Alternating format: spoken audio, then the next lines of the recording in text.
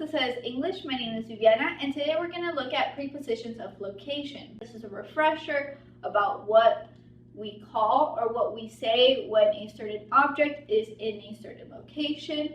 For example, let's look at our first little dude right here. Okay, our person right here, he is, right, is he on the surface, right? We say on, right, on the surface. So this is going to be on. It is like you are surface level, right? Like my hand is on my other hand. This marker is on my hand. It is surface. Now we have the little dude, right? Is he on the surface, like the marker?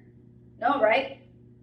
He is here. He is not touching, but he is up, right? We're going to call this above. So above is when the object is not on the surface, but up, right? It is above the surface, okay? Now we have him here. He is no longer here. Now he is here, right? Some people can say under, but the word we're going to keep using, right? Anytime we describe an object that is not above, it is going to be below. So here our word is below. Again, right, we had on, above, below, and now we have this one. So it is no longer here, but here, right? This person is next to, or some people are like, oh, it's to the side, but the correct term is next to, and that is two words. We have to remember, right, that it is two words, right? You put next, you ended with a T, and then the second word, to. So don't forget to add your T at the end of your first word, next. Next to. Now let's look at here. He is still on the side, but now we have another object. So it is like these two markers at my head, right? I am the little dude, and these are the objects. My head is between, in between, so middle, right? Instead of saying middle, right, the correct term is in between, in between. Now we have this one, right? When we're talking about it, yes, it is next to, but another term we're trying to talk about is the distance, right? Is the distance close or more? Is it big distance? Here we have a little distance. So when we have a small distance between the object, right, and the person, or two objects, a small distance, we're going to say the word close. So the first object is close to the second object. And if we look at here, now what is the distance here? We had a small distance here. Here we have a bigger distance. So when you have a further distance, a bigger distance, you're going to call this far. Small distance, close. Big distance, far.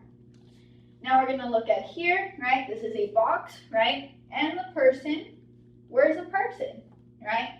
We see that the person is in the box, in the box. Now comparing my person 1 and my person 2, my person 1 is in the box, my person 2 is not.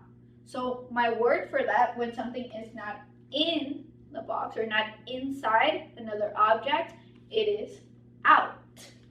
So again, right, when we have an object and something else is inside, right, in, so it inside, so not on the surface, but through the surface. And now here we have out because it is not through the surface, it is outside of the surface. And now lastly, we're going to look at this one. We have our object 1 or object 2, right?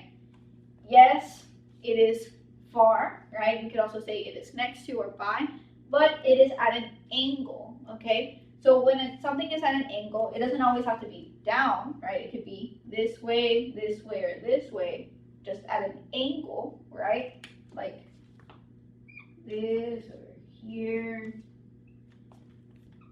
If it is in one of these 4 locations, right, at an angle, my word for here is going to be across.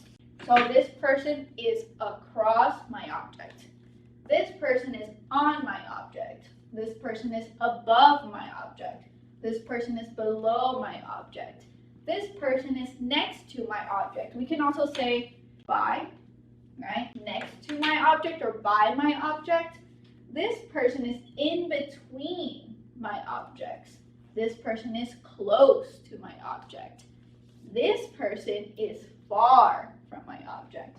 This person is in my object. This person is out of my object.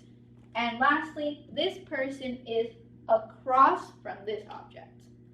Hopefully this was helpful for you. If you have any questions, you can always leave a comment, and hopefully I see you soon in class. Thank you.